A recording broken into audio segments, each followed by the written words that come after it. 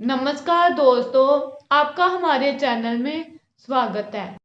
अरे जे क्या कर रही हो निशा तुम?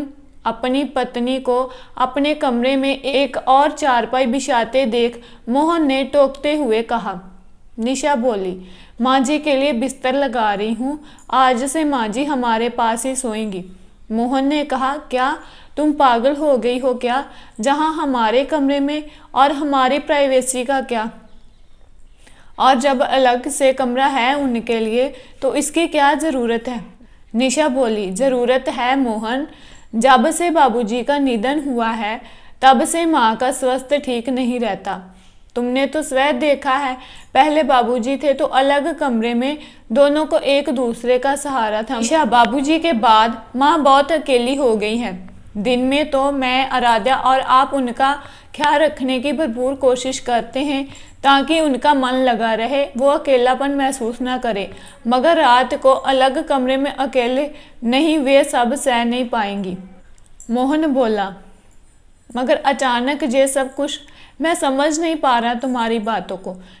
निशा ने समझाया, सुनो मोहन, हर बच्चे का ध्यान उसके माता पिता बचपन में रखते हैं, सब इसे उनका फर्ज कहते हैं। वैसे ही बुढ़ापे में बच्चों को भी तो यही फर्ज होना चाहिए ना।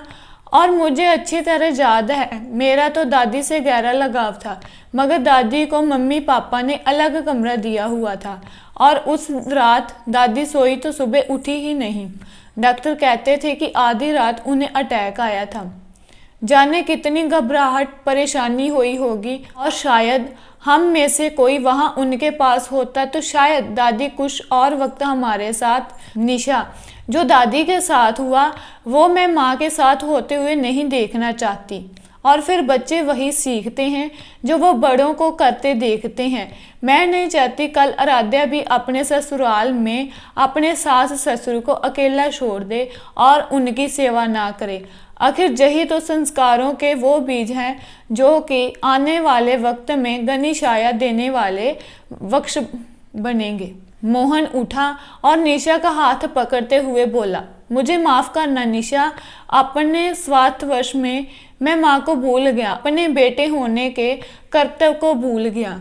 फिर दोनों माँ के पास गए और आदर पूर्वक उन्हें अपने कमरे में ले आए। घर के प्रति एक सदस्य का घर के अन्य सदस्यों के प्रति क्या कर्तव्य है, ये बात जी समझ लेंगे, हमारा घर साक्षात स्वर्ग बन जाएगा।